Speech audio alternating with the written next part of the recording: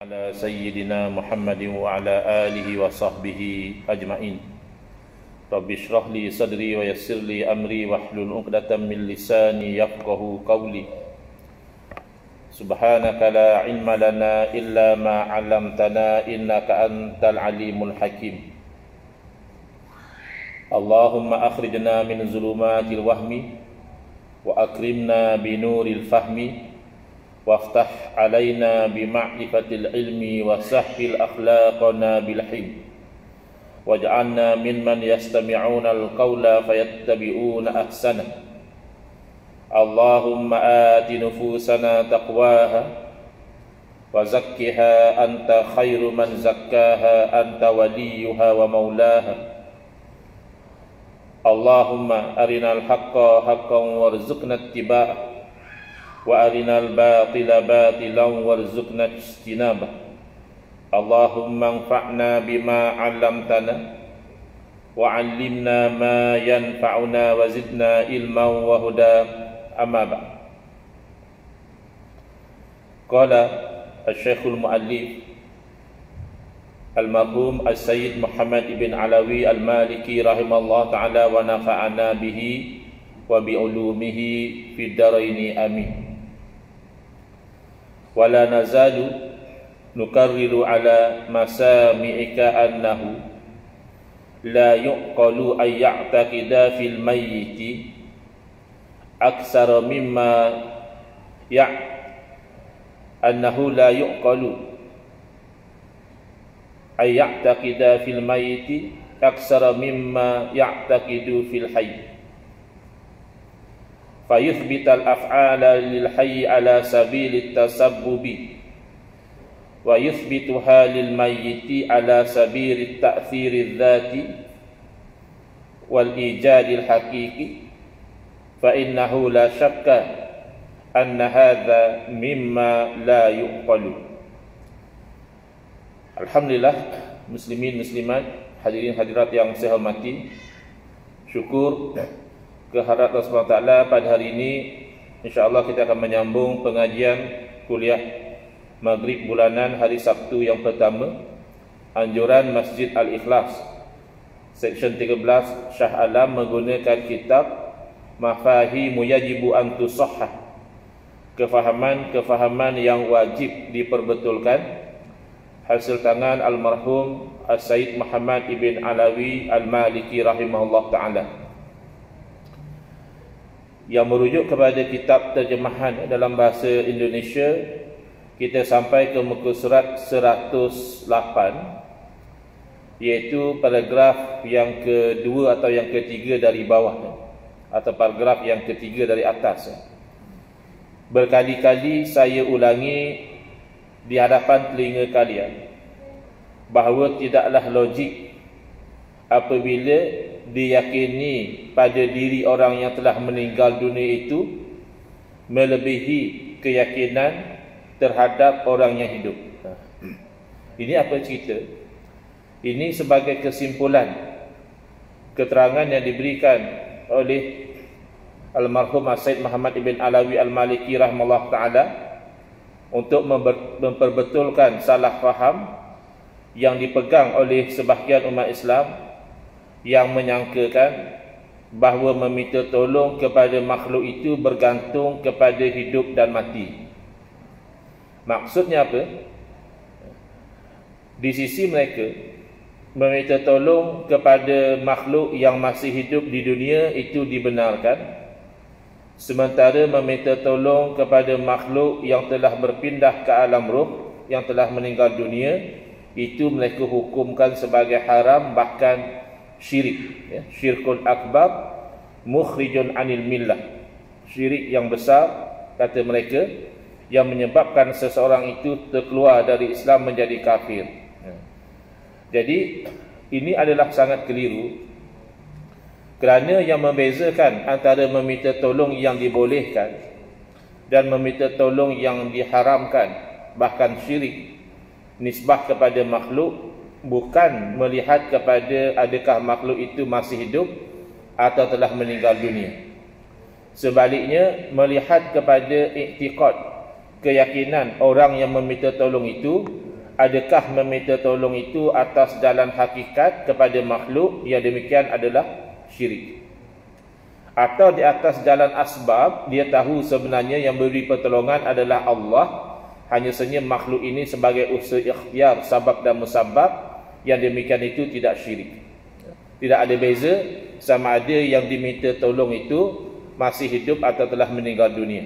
Kalau kita tanya kepada mereka, apa alasan mereka membezakan meminta tolong dengan orang hidup boleh, masyru', dibenarkan, sementara meminta tolong kepada orang yang telah meninggal dunia itu syirik, membawa kepada kufur? Apa yang membezakan?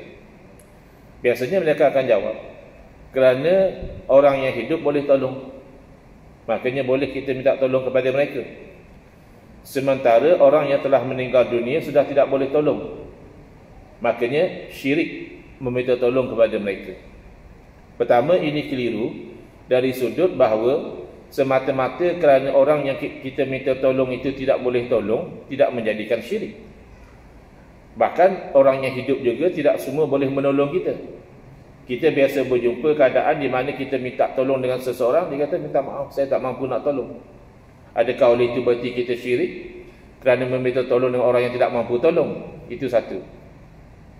Yang kedua, apabila dia mendakwa bahawa orang yang hidup boleh menolong sedangkan orang yang telah meninggal dunia tidak boleh, maka soalan kita, boleh menolongnya orang yang hidup itu hakikatan am sababan? Adakah hakikat atau sekadar sebab saja? Kalau dia menjawab orang yang hidup memang boleh menolong secara hakikat, itulah syirik yang sebenar. Kerana yang menolong secara hakikat adalah Allah Subhanahu wa taala. Di sudut itu tidak ada beza. Saya bagi contoh yang mudah ya. Satu orang berkata kepada doktor, kata dia, doktor, tolonglah sembuhkan penyakit anak saya. Saya dah tak tahan tengok anak saya ni dah sakit bertahun-tahun tak sembuh. Tolonglah sembuhkan penyakit anak saya. Jadi permintaan tolong orang ini kepada doktor yang masih hidup itu, adakah syirik atau tidak? Bergantung. Kalau dia dengan iktikad bahawa doktor itu hanya sebab, dia yakin yang menyembuhkan penyakit adalah Allah, maka perkataan dia tadi meminta tolong itu tidak syirik. Sebaliknya, kalau memang dia berkeyakinan bahawa memang doktorlah yang menyembuhkan penyakit, bukan Allah, pada ketika itu menjadi syirik. Macam mana kita nak tahu? Selagi dia tidak ucapkan, kita tak tahu. Maka kita bersangka baik sebagai orang beriman, tentulah dia tahu bahawa yang menyembuhkan adalah Allah, bukan makhluk. Tapi katalah dia menzahirkan, bila anak dia telah sembuh dari penyakit, maka kita ucapkan tahniah, kita kata tahniahlah ya Tuhan, akhirnya Allah sembuhkan penyakit anak Tuhan, syukurlah. Lalu dia kata, bila pula Allah sembuhkan penyakit anak saya ni dah sakit 5 tahun, tiap-tiap malam saya berdoa kepada Allah, tak pernah pun Allah sembuhkan. Saya berubat dengan doktor ni baru 3 hari sudah sembuh. Memang doktor yang sembuhkan penyakit anak saya, bukannya Allah. Kalau dia zahirkan demikian, maka jelas bila dia meminta tolong kepada doktor tadi, itu adalah satu bentuk kesyirikan, kerana disertai dengan i'tiqad bahawa memang makhluk yang menolong secara hakiki.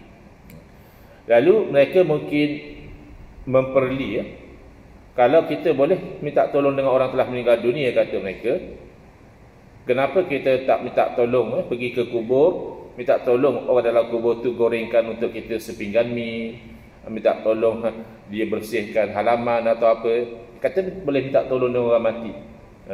Ini penyakit tidak malu menonjolkan kebodohan. Atau dengan erti kata lain yang saya selalu sebut, penyakit apa ingat? BBAK, biar bodoh asal confident. Kan confident pula dia cakap suruh orang mati goreng mi. Dia kita minta tolong itu tentulah sesuai dengan keadaan. Harapan kita meminta tolong kepada orang telah meninggal dunia itu pun orang-orang soleh. Bukan kita minta tolong kepada semua orang yang telah meninggal dunia, orang soleh, wali-wali Allah, para nabi.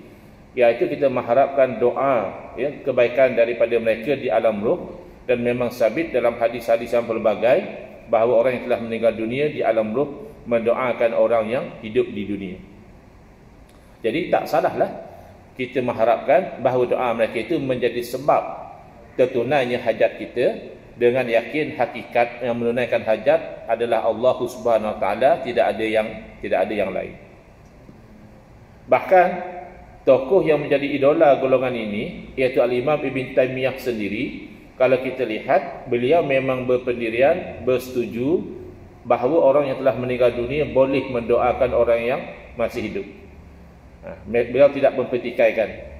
Cuma beliau mempunyai pendirian yang berbeza dengan ulama-ulama sebelum beliau, atau dengan kata lain beliau melanggar ijma' ulama dengan beliau mengatakan tak boleh kita itu minta tolong. Orang mati boleh mendoakan, tapi kita nak minta mereka doa tak boleh.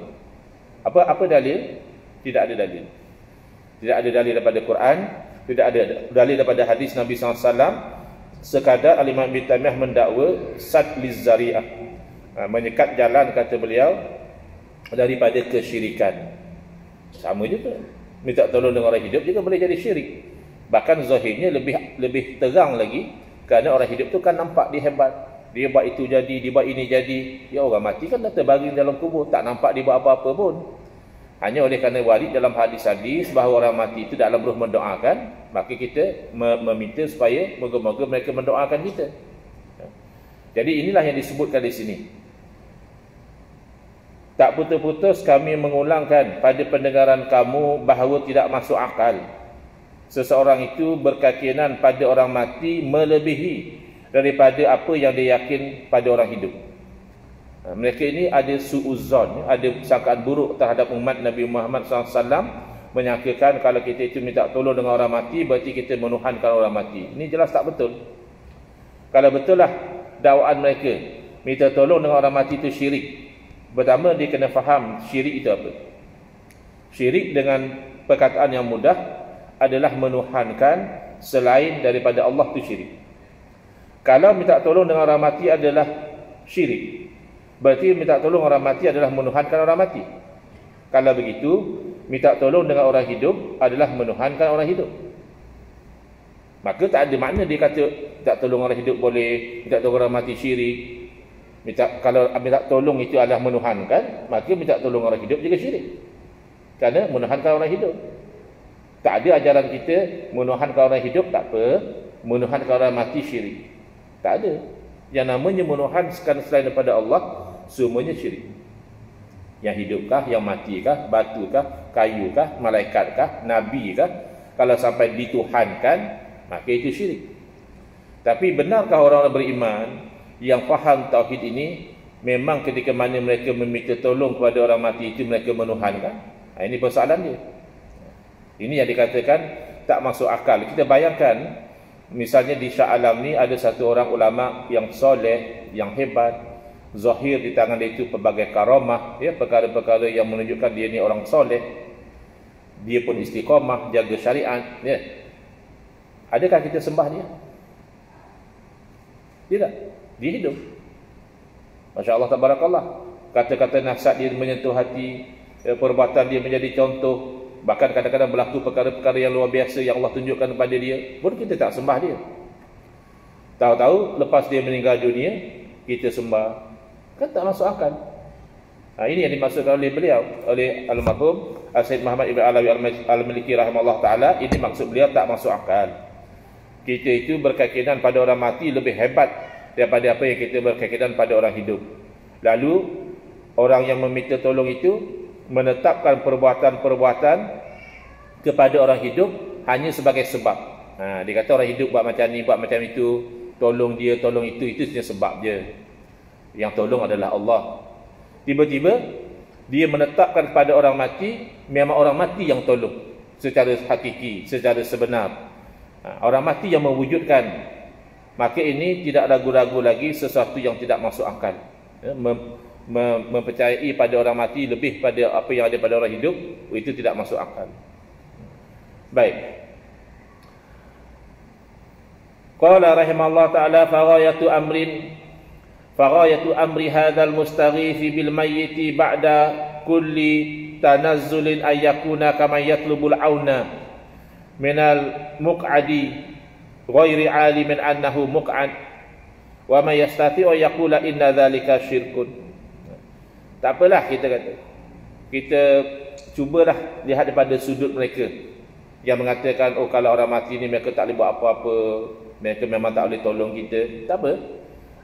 Jadi kemuncak daripada apa yang berlaku kepada orang yang meminta tolong dengan orang telah meninggal dunia ini, kita ketepikanlah prinsip-prinsip yang kita telah terangkan tu, kita cuba nak melihat daripada sudut mereka.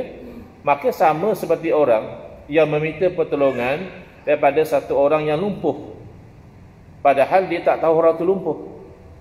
Orang tu stroke, tak boleh buat apa. Dia letakkan atas kursi, duduk di atas kursi. Nampak orang ni, nak minta tolong angkat beg boleh. Dia tak tahu orang tu tak boleh tolong dia. Jadi paling-paling begitulah hal keadaan tadi. Orang yang minta tolong dengan orang telah meninggal dunia, misalnya di alam roh sana, dia ini tidak berdoakan. Jadi sama lah macam ini. Maka adakah kita akan sampai mengatakan orang tak tolong orang lumpuh tadi, padahal orang lumpuh tak boleh tolong dia, maka dia itu telah syirik? Kan tidak demikian. Ala anna tasabbuba maqdurun lil mayyiti wa fi imkanihi ay yaktasibahu kal hayy bid du'a lana fa innal arwaha tad'u li aqaribihim. Tadi kita dah bagi contoh kalaulah kita for the sake of argument kita assume lah orang mati ni tak boleh buat apa-apa, tiba-tiba kita tak tolong dengan dia, masih sama macam kita minta tolong dengan orang hidup yang rupanya dia tak boleh buat apa-apa. Bukan syirik. Baik. Tetapi menjadi sebab untuk melakukan sesuatu sebenarnya mampu dilakukan untuk orang yang telah meninggal dunia ini, dan mampu dia itu untuk melakukan sebagaimana orang hidup, iaitu dengan berdoa kepada kita. Kerana ruh-ruh memang mendoakan kepada saudara-saudaranya. Mana tahu, tak nampak pun. Ini namanya benda sam'iyat, benda yang kita tak nampak tapi kita tahu melalui perkhabaran daripada Rasulullah sallallahu alaihi wasallam. Faqad jaa anin nabi sallallahu alaihi wasallam annahu qala inna a'malakum tu'radu ala aqaribikum wa asyairikum minal amwat. Sesungguhnya amalan-amalan kamu yang kita amal atas dunia ni, baik atau buruk, itu dipamerkan kepada saudara-saudara kamu dan ahli-ahli keluarga kamu di kalangan yang telah meninggal dunia. So kita patut ada rasa segan lah.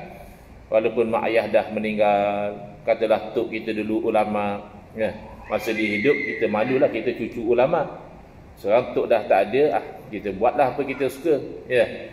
Kalau ikut pada hadis ni, patut kita malu juga. Kerana amalan kita ni baik atau buruk dipamerkan kepada saudara-saudara kita yang telah meninggal dunia. Fa in kana khairan istabsharu bihi. Kalaulah amalan itu merupakan amalan yang baik, maka ruh-ruh ini merasa gembira dengannya. Seronok melihat bahawa rupanya saudara-saudara kita yang kita tinggalkan di alam dunia ni, mereka beramal soleh. Wa in kana ghaira dzalika qalu Allahumma la tumithum hatta tahdiyahum kama hadaitana. Dan sekiranya lain daripada itu apa? Maknanya amalan tak baiklah. Tadi kalau amalan baik mereka bergembira. Tapi kalau lain daripada itu, maknanya amalan yang buruk, lalu mereka akan berdoa, ya Allah, janganlah kamu matikan mereka, saudara-saudara kami ni yang tengah bergelumang dengan maksiat dan sebagainya ni. Jangan matikan mereka sehingga engkau beri hidayah kepada mereka sebagaimana engkau telah beri hidayah kepada kami dahulu. Ini doa di alam arwah. Ini hadis riwayat Imam Ahmad bin Hanbal rahimahullah ta'ala, dan mempunyai banyak jalur yang saling kuat memperkuatkan. Mungkin atas satu jalur tidak begitu kuat, tapi ada banyak jalur dia menjadi hasan li ghairihi. Hadis yang elok, yang kuat dengan sebab disokong oleh jalur-jalur yang lain. Wa rawa Ibnu Mubarak bi sanadihi ila Abi Ayyub radhiyallahu anhu. Al-Imam Abdullah Ibnu Mubarak rahimahullah ta'ala meriwayatkan dengan sanadnya kepada sahabat Nabi, iaitu Sayyidina Abu Ayyub Al-Ansari radhiyallahu anhu qala, beliau berkata, tu'radu a'malul ahya'i 'alal mauta fa idza ra'au hasanan farihu wastabsharu wa in ra'au su'an qalu Allahumma raji' bih. Diriwayatkan bahawa amalan-amalan orang hidup itu dipamerkan kepada orang-orang yang telah meninggal dunia. Apabila mereka melihatnya baik, bagus amalan itu, mereka merasa seronok dan bergembira. Dan apabila mereka melihat buruk amalan itu, lalu mereka mendoakan bagi orang yang telah hidup itu supaya kembali kepada kebaikan, meninggalkan kejahatan. Selesai. Alhamdulillah. Usaha daripada almarhum Sayyid Muhammad ibn Alawi al-Maliki rahimahullah ta'ala untuk memperbetulkan salah faham yang berkaitan tentang isu-isu tawassul, tabarruk, istighasah yang dituduh sebagai syirik oleh sebahagian daripada umat Islam, dan moga-moga penerangan itu membawa manfaat kepada semua. Jadi kita pergi kepada al-babus sani, bab yang kedua. Banyak tahun juga kita mengaji 4-5 tahun dah baru masuk bab kedua. Tak apalah, janji ada progress ya. Mabahis nabawiyah. Ini nak bincang tentang kenabian. Wa fiha khasaisun nabi sallallahu alaihi wasallam. Perbincangan tentang kenabian ini antaranya membincangkan apa yang khusus untuk Nabi sallallahu alaihi wasallam sahaja. Ada perkara-perkara yang sama ya. Nabi SAW dengan umat sama. Misalnya sama-sama wajib sembahyang 5 waktu, sama-sama wajib berpuasa ya. Tapi ada perkara yang khusus untuk Nabi SAW seorang saja. Wa haqiqatun nubuwati wa haqiqatul basyariyah. Apakah hakikat kenabian yang ada pada Nabi SAW dan apakah hakikat kemanusiaan? Sebab kalau tak faham macam ni, orang jadi confused. Yang tak faham kenabian, dia kata kenapa pula Nabi boleh? Kan pelik macam tu. Yang tak faham kemanusiaan, kenapa pula Nabi boleh sakit? Kenapa pula Nabi boleh tidur? Dia tak faham bahawa Nabi SAW bashar, manusia.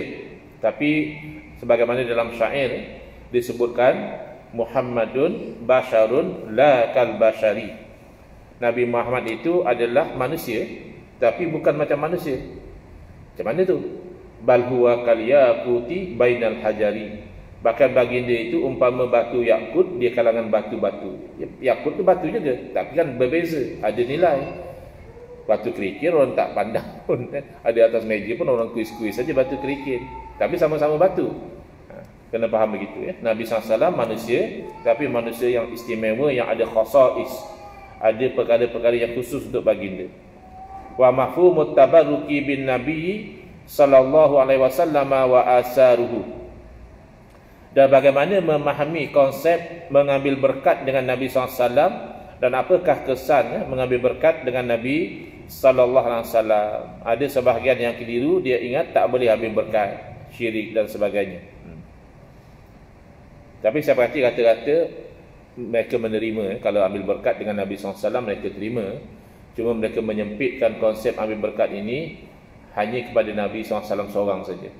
Kalau nak ambil berkat dengan orang soleh tak boleh, ambil berkat dengan wali tak boleh. Ini dakwaan yang tidak ada dalil yang menyokong. Kerana nak mentaksiskan ni perlu ada dalil. Qala rahimahullah ta'ala, al-khasaisul muhammadiyyati, al-khasaisul muhammadiyatu wa mauqiful ulama'i minha. Perkara-perkara istimewa yang berkaitan dengan Nabi Muhammad sallallahu alaihi wasallam dan pendirian para ulama berkaitan dengannya. I'tanal ulama'u bil khasa'isin nabawiyyati i'tina'an 'aziman bit ta'difi wasyarhi. Para ulama mengambil berat betul nak meriwayatkan perkara-perkara yang istimewa untuk Nabi SAW ini dengan tulisan, dengan syarahan, wal jam'i wal ifradi bil bahsi, menghimpunkan dan ada kalanya mengkhususkan dengan melakukan penyelidikan.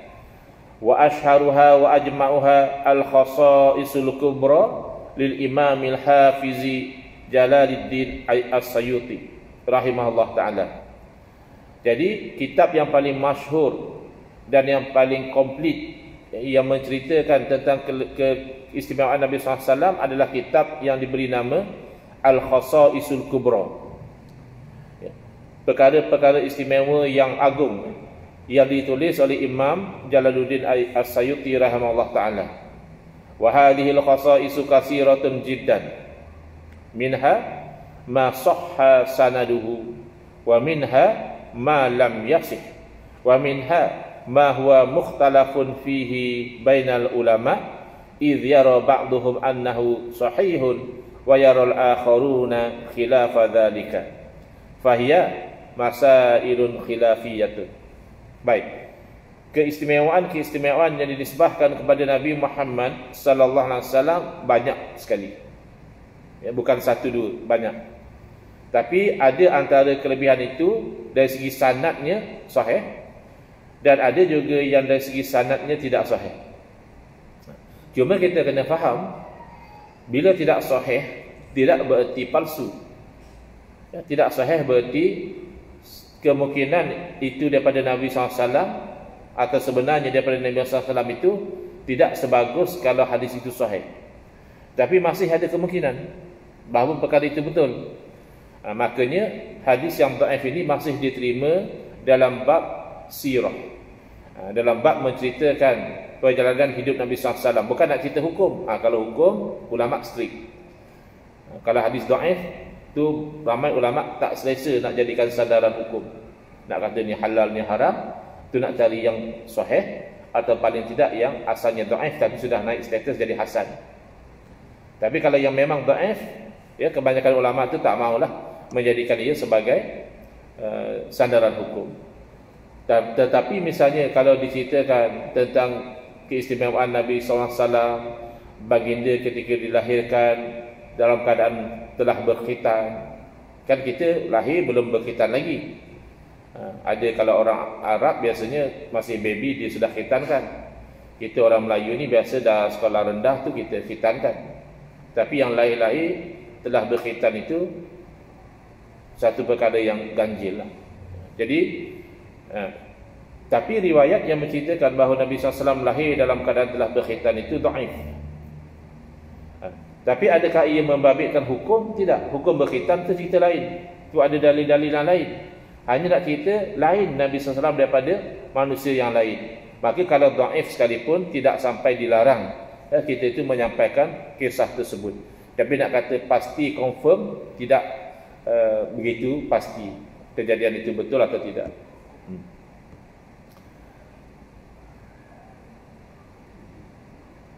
Dan ada juga yang ulama khilaf. Yang tadi tu ulama kata sahih. Yang ni pula ulama kata ini hadis tidak sahih, ia dhaif. Ada pula yang sebahagian ulama kata sahih, tapi ulama lain kata tidak. Itu namanya mukhtalaf, khilaf. Jadi khilaf macam ini ada ruang untuk kita berlapang dada. Kerana al-ijtihad la yanqudu bil ijtihad. Ijtihad satu orang ulama tidak sampai dibatalkan oleh ijtihad ulama yang lain. Itu yang kadang-kadang orang tak faham. Dia datang dia kata dalam bab masalah baca kunut subuh, dia kata pendapat yang rajih adalah tak sunat. Tak ada apa makna rajih di sisi kamu. Dahulu lagi ada ulama yang memang berfikiran macam kamu, iaitu tak sunat. Jadi pendirian ulama yang berkali ganda lebih hebat daripada kamu pun tidak mampu membatalkan ijtihad ulama yang lain, maka kamu nak merajih-rajihkan tidak ada mana. Kalau kamu nak taklid, silakan taklid mazhab yang kata tak sunat, tak ada masalah. Tapi kalau kamu nak mendakwa kononnya kamu berpendapat rajih, maka orang lain kena ikut mengatakan itu rajih, itu tak ada nilai. Adakah kamu lebih hebat daripada Imam Abu Hanifah? Lebih hebat daripada Imam Ahmad bin Hanbal? Kedua-duanya menganggap kunut subuh tidak sunat. Tapi tidak membatalkan ijtihad Imam Malik yang mengatakan sunat. Tidak membatalkan ijtihad Imam Syafi'i yang mengatakan sunat. Begitu juga dalam bab menilai hadis. Bila ada ulama pakar hadis yang menilai sahih, ada ulama pakar hadis yang menilai tidak sahih, maka saling tidak membatalkan. Itu masalah yang khilaf. Qala rahimallahu ta'ala wal kalamu fi hadairun bainal ulama'i min qadimin bainas sawabi wal khata' was sihhati wal butlan la bainal kufri wal iman. Yang nak di-highlightkan adalah perbincangan di kalangan ulama tentang isu Adakah Nabi SAW ada kelebihan macam ini? Kan yang sehari dua ni isu Nur Muhammad misalnya dibincangkan, ya, sana riwayatnya itu dipertikaikan oleh ulama, ini kata riwayatnya maudhu' dan sebagainya. Jadi nak ditekankan bahawa perbincangan di kalangan ulama daripada dahulu lagi adalah betul atau salah, sahih ataupun batal. Tidak ada ulama membincangkan kafir ataupun beriman, tidak. Ini bukan benda-benda usul akidah sehingga kalau orang ni pegang macam ni dia jadi kafir, kalau dia pegang satu lagi dia beriman. Bukan. Ini hanya perkara khasais. Jadi dia berkisar pada melihat sanad riwayat itu adakah sahih, adakah dhaif, ataupun adakah ulama sendiri khilaf tentang kesahihan atau dhaifnya sesebuah riwayat itu. Tidak sampai membawa kepada iman dan kufur. Wal ulama'u yakhtalifuna fi katsirin minal ahadits wa yaruddu ba'dhum 'ala ba'din fi tashihiha wa tad'ifiha aw raddiha. Jadi ulama ni biasa khilaf. Dalam banyak hadis-hadis ada sebahagian itu membangkang hujah sebahagian yang lain. Yang ini kata sahih, yang ini kata tak, perawi ini sebenarnya begini-begini, yang ini pula kata tak, yang ini perawinya begini-begini. Itu biasa. Likhtilafi anzarihim fi taqyimi asanidiha wa naqdi rijaliha. Kenapa biasa khilaf tu? Kerana berbeza penilaian mereka di dalam menilai sanad-sanad hadis itu dan di dalam mengkritik perawi-perawi dia. Kita yang bukan ahli hadis pun dalam menilai kawan kita sendiri pun kita khilaf.